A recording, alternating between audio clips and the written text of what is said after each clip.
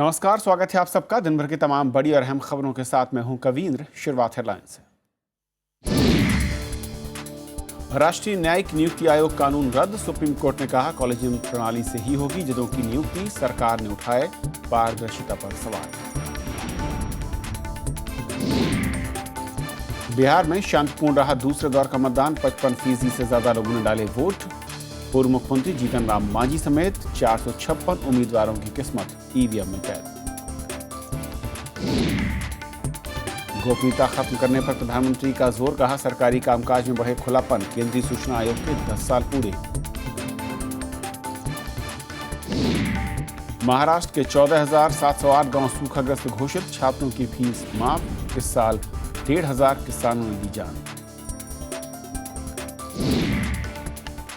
पंजाब में आंदोलनकारियों के खिलाफ केस वापस होंगे। पंजाब सरकार का ऐलान।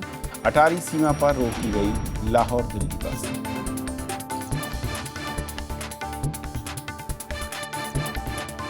और आइए देखते हैं पहली खबर।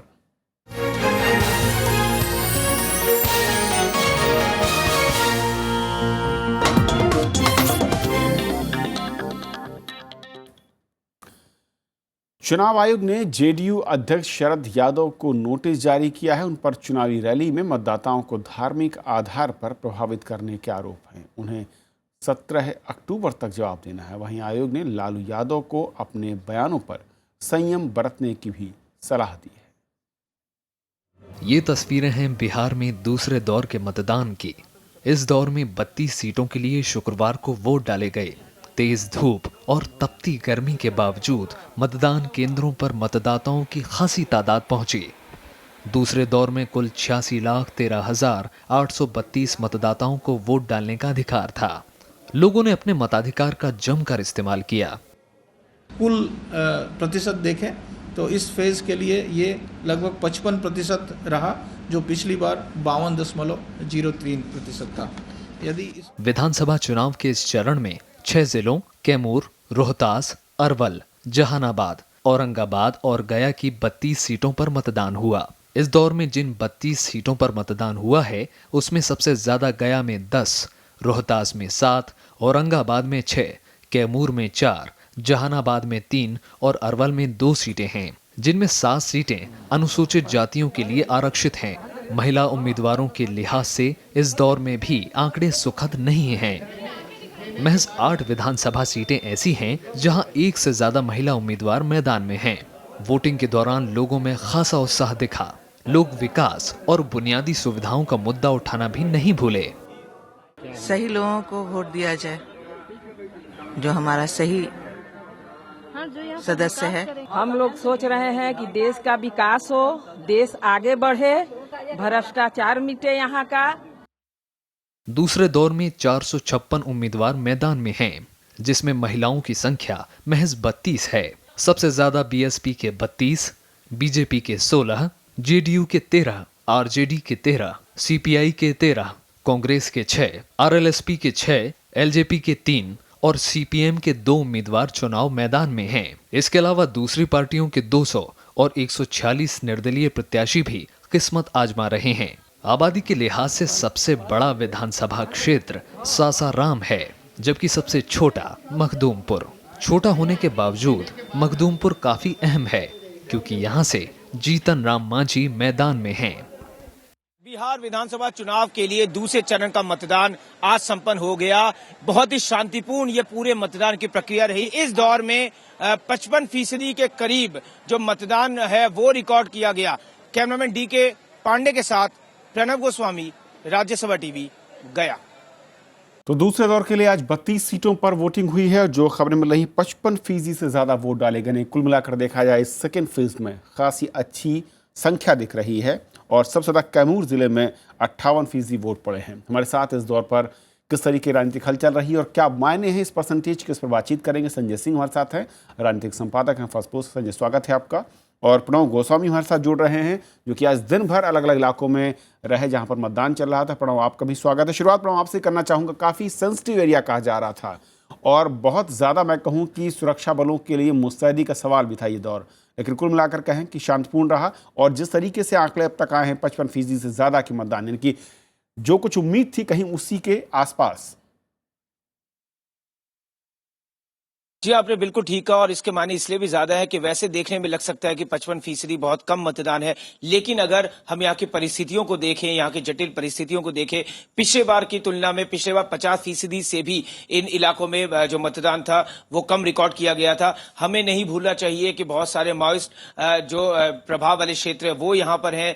जातीय विद्वेष की घटना यहाँ से होती रही है। रणवीर सेना जैसे एक इतिहास रहा है वो यहाँ पे सक्रिय रहे हैं। इसके अलावा धन बल, बाहुबल, आपराधिक पृष्ठभूमि के 1/3 से ज्यादा उम्मीदवार इस क्षेत्र से अपनी किस्मत आजमा रहे हैं। तो इस सबको देखते हुए ये जो प्रतिशत है ये बहुत एक कहा जाए कि बहुत अच्छा ही एक संकेत है और इसका श्रेय चुनाव आयोग को जाएगा पूरी तरह से, क्योंकि न सिर्फ उन्होंने एक आत्मविश्वास और एक लोकतंत्र में के प्रति आस्था जो वोटर्स में जगाने की जरूरत है उसको मजबूत किया, और साथ ही साथ जो सुरक्षा की दृष्टि से जो कदम उठाए जाने चाहिए थी उसको भी पुख्ता किया। और यही वजह है कि लोग बेखौफ होकर बाहर निकले। हालांकि थोड़ी उम्मीद ज्यादा थी, लेकिन फिर भी यहाँ की परिस्थितियों को देखते हुए ये मतदान कम नहीं कहा जा सकता। बहुत संक्षेप में तमाम लोगों से आपने बातचीत की मतदान के बाद, क्या एक बड़ा मुद्दा दिखा आपको जो शायद मतदाताओं ने जिसको आधार बनाया वोटिंग के लिए? जी देखिए, राजनीतिक दलों के नेताओं की बात छोड़ दें, वो जरूर जातीय गोलबंदी और ध्रुवीकरण की तरफ उनका पूरा स्पीच होती रही, हमेशा से आरोप प्रत्यारोप व्यक्तिगत होते रहे, लेकिन जनता की जहां तक बात करें उनको सिर्फ और सिर्फ विकास से जुड़े मुद्दे जो है उनसे उनका सरोकार नजर आया। खासतौर पे अगर महिला और युवा वोटर्स की बात करें वो कहीं ना कहीं जातीय जो एक जकड़न है जिसमें कि बिहार चुनाव या बिहार की राजनीति हमेशा से बंधी रही है उससे बाहर आना चाह रहे हैं। उनके मुद्दे जो आज थे वो ज्यादातर ऐसे ही थे जो कि यहाँ के इंफ्रास्ट्रक्चर से, यहाँ के बुनियादी सुविधाओं से, यहाँ के रोजगार से और यहाँ जो ओवरऑल जो विकास होना चाहिए उन पर ज्यादा उनका जोर था, और वो कहीं ना कहीं इस छवि से बाहर आना चाहते हैं। जी प्रणव, शुक्रिया आपका इस अपडेट के लिए। वक्त की कमी है। संजय हमारे साथ। संजय, जो बहुत अहम बात एक प्रणव मैं समझना चाह रहा था, ये एक ऐसा इलाका है जो कि काफी ज्यादा पिछड़ा माना जाता है। मैं काफी इसलिए शब्द इस्तेमाल कर रहा हूँ कि बिहार की परिस्थिति के लिहाज से यहाँ पर महिलाएं और युवा क्या वाकई आपको लगता है कि इस बार ट्रेंड सेटर हैं विकास को लेकर? जो जातिगत ढांचा था, सांचा था, उससे बाहर निकलने की कवायद? देखिए कविंद्र, आप जो कह रहे हैं नक्सल इन्फेस्टेड, ये एक ऐसा इलाका है जहां ऊंची जाति के लोग भी हैं, लेकिन जो पिछड़ी जाति है, अति पिछड़ी पर्टिकुलरली, और दलित महादलित, उनकी संख्या भी काफी ज्यादा है। इसमें एक ये जीतन राम मांझी का भी इलाका है। मांझी अचानक मतलब राजनीतिक परिदृश्य में काफी बड़े नेता हो गए हैं। गया उनका जो क्षेत्र है वो है, मखदुमपुर में इधर दोनों जगह चुनाव लड़ रहे हैं। एक जगह वो मुश्किल में है, एक जगह आसान है। मखदुमपुर मुश्किल है, इमामगंज आसान है रिलेटिव तौर पे। अब महिलाओं का प्रतिशत पिछले बार ज्यादा रहा है। आज इलेक्शन कमीशन ने इस तरह की सांख्यिकी नहीं अपडेट की है, लेकिन पुरुषों का वहां से काफी मात्रा में पलायन भी हो गया है। जो नौकरी के लिए, शिक्षा के लिए, बाकी तमाम मतलब अपनी जीविका के लिए वो बाहर आ गए। तो वो जो एक जागरूकता है, देखिए यहाँ का जो वोटर है वो एक तो मतलब हम दो तरीके से देखते हैं, एक कि महिलाएं इंडिपेंडेंट वोटर के तौर पे और महिलाएं फैमिली के मतलब family voter as a family. कई ज्यादातर केस में मैंने परिवार का एक जो सहमति होती है उस दौरान लोग वोट करते हैं। इंडिपेंडेंट वोटिंग भी वो कर रहे हैं। जो देखने वाली चीज होगी, क्या अति पिछड़ा महागठबंधन की तरफ जा रहा है या वो जा रहा है बीजेपी की तरफ। दलित समाज के काफी संख्या में लोग बीजेपी की तरफ जा रहे हैं। मतलब इसमें जो क्रिटिकल फैक्टर है वो है अति पिछड़ा। वहां पे युवा में भी कोई मोनोलिथ नहीं है, युवा दोनों पक्ष के तरफ है। कुछ केसेस में आप कह सकते हैं कि कोई मोदी से अट्रैक्टेड था, लेकिन लेटली नीतीश कुमार की इमेज भी काम कर रही है युवाओं में। उसके बाद वो जाति वाली चीज आ जाती है, तो सडनली जो कॉन्टेस्ट है वो कीन हो जाता है। कहते हैं कि दूसरा फेज जो ये वाला फेज है, इसमें बीजेपी को ट्रेडिशनली एक एज हो सकता है, लेकिन जब चुनाव सामने आता है, जिस दिन एक्चुअल मतदान होता है, उस दिन फिर कौन सा वोटर क्या माइंड लेकर के जा रहा है। वोट डालते समय हर आदमी कहता है कि हम जो है वो डेवलपमेंट के लिए वोट कर रहे हैं, लेकिन वो अंदर की सोच दोनों चीजें वो मिक्स करता है। देखिए कुछ वोटर जो है जो जातिगत आधार पे अपने नेता को देख करके वोट करता है, लेकिन ज्यादा मात्रा में वोटर ऐसा है जो ठीक है बाकी आइडेंटिटीज उसकी जो भी रही होगी, उसे लगता है कि हमारा प्रदेश भी बाकी प्रदेशों की तरह जो विकसित प्रदेश हैं कम से कम उस रास्ते पे जाए।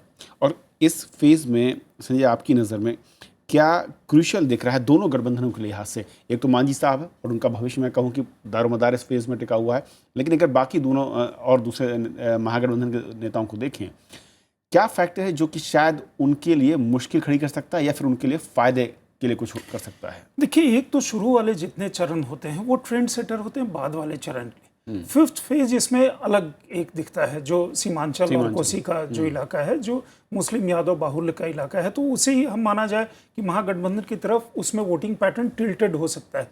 लेकिन वहाँ पप्पू यादव भी अपना, उनका कोसी में पैठ है, असदुद्दीन ओवैसी भी वहाँ हैं, तो वहाँ भी बिल्कुल एक तरफा हम नहीं कह सकते कि जो वोट होगा, ठीक है वो टिल्ट है, लेकिन उसमें सेंधमारी काफ़ी ज़्यादा हो रही है। ये सेंधमारी कितनी इंटरेस्टिंग होगी वो एक देखने वाली चीज़ होगी। ये सेकंड फेज है, 32 सीटें इस फेज में सबसे कम थी, इसके बाद जो फेज आएगा उसमें 52-55 सीटें वो आएंगी। तो ये एक पब्लिक मोमेंटम सेट करता है। देखिए, इस समय अब दशहरे का वो माहौल हो गया, नवरात्रा वो चल रहा है, अब अगला फेज जो है वो 16 दिन बाद है, 28 तारीख को है। इस बीच में वोटर ये तौलेगा कि पहले 2 फेजेज में किस तरह के मतदान हुए। जो जिन्हें लगता है कि हम पीछे हैं वो आगे आने की कोशिश करेंगे, और जो आगे जिनको नाप तौल के लगेगा कि हम आगे हैं, उनको लगेगा कि इस लीड को हम बरकरार रखें। तो यहाँ से ये जो 16 दिन आने वाले हैं, ये वोटर भी अपने तौर पे सोचेगा, और जो राजनीतिक उनके स्ट्रैटेजिस्ट हैं दोनों ही गठबंधनों के, वो फिर यहाँ से अपनी उड़ान को बढ़ाने के लिए या पीछे से आगे की तरफ पूरी ताकत वो लगाएंगे। संजय, बहुत बहुत शुक्रिया इस पूरे चुनाव के इस दूसरे दौर पर बातचीत करने के लिए आपका। तो ये थी हमारी पहली खबर। छोटा सा ब्रेक के उस पार दिन भर की दूसरी बड़ी खबर।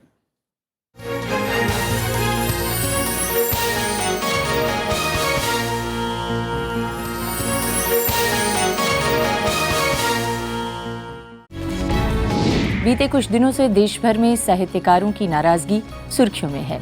हमारे लेखक साथी मारे गए, हम उनके लिए रोना चाहते हैं। आज़ादी छीनी गई है, छीनी जा रही है, और ये कोई अभी से नहीं हुआ, ये लंबे अरसे से हो रहा है। अगर आप कहें कि ये जो हो रहा है, अगर किसी का मर्डर हुआ है, स्टेट स्पॉन्सर्ड है, तब तो मैं आपके साथ हूं। पूरी लड़ाई को असहिष्णुता के खिलाफ करने की जगह नरेंद्र मोदी के खिलाफ और संघ के खिलाफ कर रहे हैं। आप सीधे सीधे मोर्चा खोलिए। सवाल सरकार का नहीं है, सवाल विचारधारा का है। जिस विचारधारा के चलते हुए गोली चल रही है, वो गोली लॉ एंड ऑर्डर की बात नहीं है, उस मानसिकता की बात हो रही है। देखिए सरोकार सिर्फ राज्यसभा टेलीविजन पर।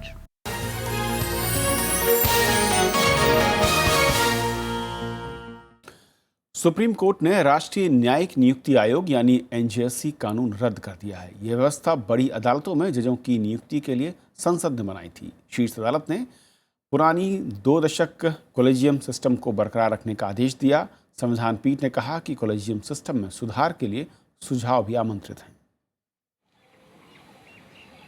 सुप्रीम कोर्ट की संवैधानिक पीठ ने गुरुवार को न्यायिक नियुक्ति आयोग कानून को असंवैधानिक करार दिया। इसके साथ ही न्यायाधीशों की नियुक्ति और तबादलों में सरकार की भूमिका खत्म हो गई है। 5 सदस्यों वाली पीठ ने इस मामले को बड़ी बेंच में भेजने की याचिका भी खारिज कर दी। Both the acts have been struck down. Now the effect would be कि जो पहले वाला कोलिजियम सिस्टम है, जिसमें अपॉइंटमेंट्स ऑफ सुप्रीम कोर्ट जजेस और हाई कोर्ट जजेस होती थी, अब कोलिजियम सिस्टम दोबारा से ऑपरेट करेगा और फर्दर अपॉइंटमेंट जितनी भी हैं वो कोलिजियम सिस्टम से ही होंगे। एनजेएसी के खिलाफ सुप्रीम कोर्ट में कई याचिकाएं दाखिल की गई थीं। आयोग में कानून मंत्री को शामिल करने पर भी सवाल उठाए गए थे। सरकार ने कोर्ट के फैसले पर हैरानी जताई है। So will of the people has been properly represented by the government, and as far as the further steps and other things are concerned, I will come back to you only after going to the text in detail and after consulting with my honorable Prime Minister. जानकारों का मानना है कि इस फैसले से न्यायपालिका और विधायिका की शक्तियों पर नई बहस शुरू हो सकती है। अब तो बहस शुरू होगी कि पार्लियामेंट मतलब लेजिस्लेचर और जुडिशरी उसके जो रोल्स है उसके बारे में तो चर्चा तो होगी ही, क्योंकि एक बहुत ही एक महत्वपूर्ण लैंडमार्क जिसको कह सकते हैं फैसला है ये। न्यायाधीशों की नियुक्ति और तबादले कोलेजियम प्रणाली से होते हैं। ये व्यवस्था 1993 से लागू है। कोलेजियम में सुप्रीम कोर्ट के मुख्य न्यायाधीश समेत 4 अन्य वरिष्ठतम जज शामिल हैं। एनजेएसी का मामला कोर्ट पहुंचने के बाद जजों की नियुक्ति रुकी हुई है। इससे हाई कोर्ट और सुप्रीम कोर्ट में करीब 400 पद खाली हैं।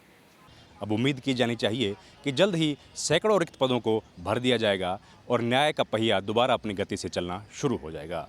लेकिन जानकार मानते हैं कि आज के इस फैसले से एक नई बहस शुरू हो सकती है, जिसमें इस बात का जिक्र हो सकता है कि न्यायपालिका और विधायिका में अधिक ताकतवर कौन है। कैमरामैन चेतन शर्मा और मेरे सहयोगी विपिन चौहान के साथ रविंद्र सिंह शोराण, राज्यसभा टीवी।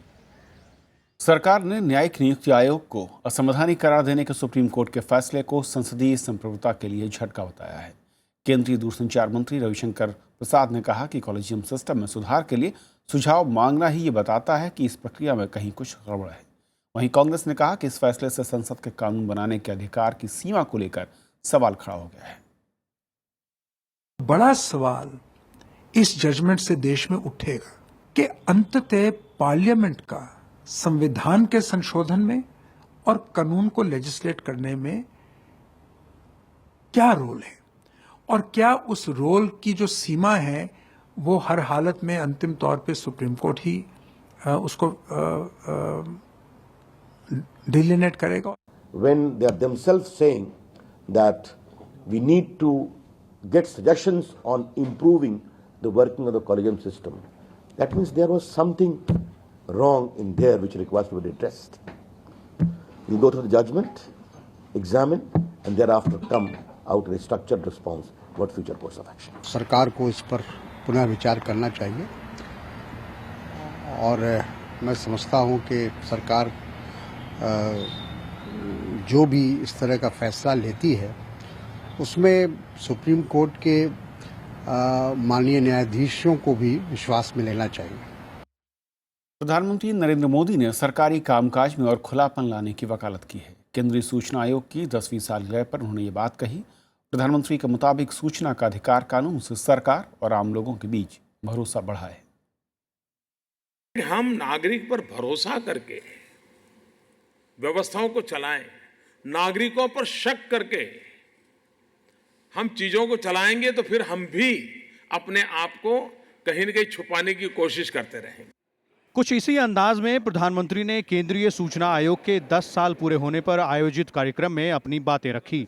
उन्होंने कहा कि आज के युग में गोपनीयता की कोई जरूरत नहीं है। प्रधानमंत्री ने कहा कि आज के दौर में लोगों के पास सरकार पर सवाल उठाने का अधिकार होना चाहिए कि ये सारा कम्युनिकेशन जो है, इंफॉर्मेशन एक्सेस करने की जो प्रक्रिया है,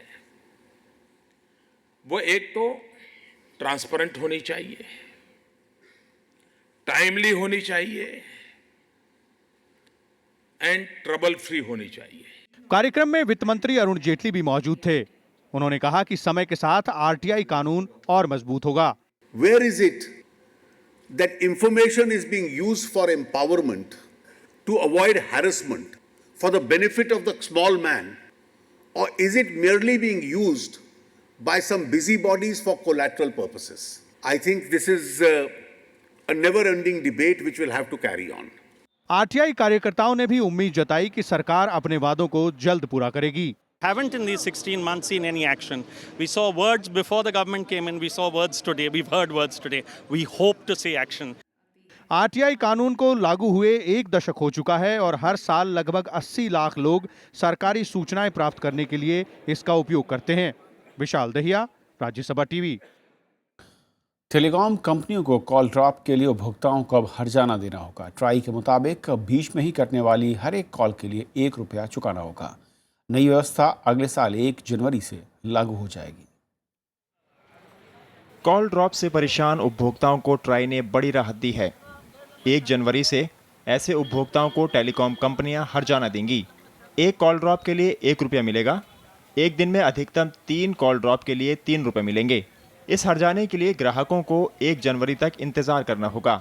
ट्राई ने ये महसूस किया कि अगर कॉल ड्रॉप होता है तो ये एक प्रकार से सर्विस की डेफिशिएंसी है और उसके लिए कोई तरीके से कस्टमर्स को कंपनसेट किया जाता है। कोई भी परिवर्तन किसी टेक्नोलॉजी सिस्टम में करना होता है तो उसके लिए कुछ वक्त लगता है और उसी के लिए हम लोगों ने 2.5 महीने का वक्त दिया है। ट्राई के नए नियमों के तहत कंपनियों को 4 घंटे में मैसेज से कॉल ड्रॉप की सूचना देनी होगी। इसमें क्रेडिट की गई रकम की जानकारी भी होगी। पोस्टपेड ग्राहकों को बिल में इसकी जानकारी मिलेगी। दूरसंचार मंत्री रविशंकर प्रसाद ने कंपनियों से नेटवर्क सुधारने को कहा है। कॉल ड्रॉप के बारे में सारे जो ऑपरेटर्स हैं उनको सघन तरीके से कार्रवाई करके इसका समाधान करना चाहिए। काफ़ी कुछ हो रहा है और करने की ज़रूरत है, और इस समाधान में जितना हमारे सहयोग की आवश्यकता होगी विभाग की उसको दिया जाएगा, लेकिन इसकी प्राइमरी रिस्पॉन्सिबिलिटी उनकी है। विपक्ष नए नियमों से सहमत नहीं है। कांग्रेस का कहना है कि हर जाने के बजाय नेटवर्क सुधारने पर जोर होना चाहिए। कांग्रेस ने ये कहा है कि जो कॉल ड्रॉप है वो ख़त्म होना चाहिए, टेक्निकल फॉल्ट जो है उसको दूर करना चाहिए। प्रधानमंत्री ने भी ये बात कही है, लेकिन आज आप जुर्माना देने के लिए तैयार हैं, लेकिन सिस्टम को ठीक करने के लिए तैयार नहीं है। ये तो बहुत ही अफसोस की बात है। ट्राई की तमाम कोशिशों के बावजूद कॉल ड्रॉप की समस्या ज्यादा गंभीर हो गई है। ट्राई की रिपोर्ट के मुताबिक बीते 1 साल में पीक आवर्स में कॉल ड्रॉप 2 गुनी हो गई है। इसके अलावा खराब सेवाओं के लिए मोबाइल कंपनियों पर 2 लाख रुपए तक का जुर्माना भी लगेगा। Bureau report, Rajya Sabha TV. भीषण सूखे की मार झेल रहे महाराष्ट्र के किसानों को राज्य सरकार ने बड़ी राहत दी है। राज्य सरकार ने 1,500 से ज़्यादा गांवों को सूखाग्रस्त घोषित कर दिया है और किसानों को कर्ज, बिजली के बिल और फसल खरीद समेत कई सहूलियत देने का ऐलान किया है। कम बारिश के बाद महाराष्ट्र के कई जिलों में सूखे के हालात पैदा हो गए। राज्य सरकार ने महाराष्ट्र के 14,700 से ज्यादा गांवों को सूखाग्रस्त घोषित किया है। इस इलाके में रहने वाले लोगों को कर्ज, बिजली के बिल और छात्रों की परीक्षा फीस में रियायत दी गई है। महाराष्ट्र में 14,708 गांव में हमने अकाल पीड़ित गांव घोषित किए हैं, जिसमें कि जो कर्जा होता है उस कर्जा का पुनर्गठन करना, नया कर्जा उनको उपलब्ध कर देना, बिजली का जो कृषि पंप का कनेक्शन है वो ना काटना, उनके जो लड़कों की फीस है वो फीस जो परीक्षा फी है वो माफ करना, ऐसे कई सहूलतें आज हमने घोषित की है। राज्य सरकार रबी के मौसम में दलहन और तिलहन उत्पादन बढ़ाने के लिए किसानों को बीज और खाद मुहैया करा रही है। साथ ही खरीफ की फसलों की खरीद बढ़ाने का भी फैसला किया गया है। कपास है, धान है, सोयाबीन और ज्वार है, इसके खरीदी के लिए खरीदी केंद्र खुलवाने के लिए भी निर्णय आज लिया है। अभी रबी हंगाम ने ये दाल का उत्पादन बढ़ाने के लिए जो चना है उसको प्रोत्साहन हम दे रहे हैं और किसानों को चने के लिए बीज मुफ्त दे रहे हैं। कई जगह खाद भी उसके साथ साथ मुफ्त देना हमने शुरू किया है। इस साल मराठवाड़ा और विदर्भ में औसत से 44% कम बारिश हुई थी। वहीं मध्य महाराष्ट्र में 38% कम बारिश हुई। महाराष्ट्र में इस साल करीब 1,500 किसानों के खुदकुशी करने के मामले सामने आए हैं। इसमें आधे मराठवाड़ा इलाके के रहने वाले हैं। Bureau report, Rajya Sabha TV. Punjab में धार्मिक ग्रंथ की बेअदबी के खिलाफ प्रदर्शन करने वाले सभी लोगों के खिलाफ दर्ज मामले वापस लिए जाएंगे। राज्य के उप मुख्यमंत्री सुखबीर सिंह बादल ने राज्य पुलिस को ये निर्देश जारी किए हैं। उन्होंने कहा कि लोग धार्मिक ग्रंथ की बेअदबी की वजह लोगों की धार्मिक भावनाओं को ठेस पहुंचा और उनका गुस्सा भड़का। उन्होंने राज्य में लोगों से शांति बनाए रखने की अपील की है। आज प्रदर्शन की वजह से लाहौर दिल्ली बस सेवा पर भी इसका असर हुआ। अमेरिका ने अफगानिस्तान से सैनिकों की वापसी की योजना टाल दी है। करीब 10,000 अमेरिकी सैनिक 2016 के आखिर तक अफगानिस्तान में बने रहेंगे और उसके बाद भी वहां 5,500 अमेरिकी सैनिक तैनात रहेंगे। अमेरिका ने अफगान नेताओं और पेंटागन अधिकारियों से विचार विमर्श के बाद ये फैसला लिया है। राष्ट्रपति बराक ओबामा ने ऐलान किया है कि 2016 के बाद भी अमेरिका अफगानिस्तान में अपनी फौज रखेगा। व्हाइट हाउस में बराक ओबामा ने कहा कि अफगान सेना को तालिबान के बढ़ते खतरे से निपटने के लिए और मदद की जरूरत है। इसलिए काबुल, बरगाम, जलालाबाद और कंधार के सैनिक शिविरों पर 2016 के बाद भी 5,500 अमेरिकी सैनिक मौजूद रहेंगे। Afghan forces are still not as strong as they need to be. I've decided that instead of going down to a normal embassy presence in Kabul by the end of 2016, we will maintain 5,500 troops at a small number of bases, including at Bagram, Jalalabad in the east, and Kandahar in the south. अमेरिकी रक्षा मंत्री Aston quarter भी अफगानिस्तान में फौज बनाए रखने के पक्ष में हैं। उन्होंने कहा कि जमीनी हालात के मुताबिक अमेरिकी सेना की मौजूदगी में ये बदलाव किया जा रहा है। We're adjusting our presence based on conditions on the ground to give the United States and our allies the capability to sustain a robust counterterrorism platform, denying a safe haven for terrorist and violent extremist organizations. Pentagon के प्रवक्ता Peter cook ने कहा कि हमें पूरा यकीन है कि आने वाले दिनों में नाटो गठबंधन के दूसरे देश भी सैन्य सहयोग बढ़ाएंगे। पुरानी योजना के मुताबिक अमेरिकी सेना की सिर्फ एक छोटी टुकड़ी को काबुल दूतावास में रहना था और बाकी सैनिकों की अगले साल के आखिर तक वापसी होनी थी। Bureau report, Rajya Sabha TV. तो इस बुलेटिन में भी इतना ही। नमस्कार।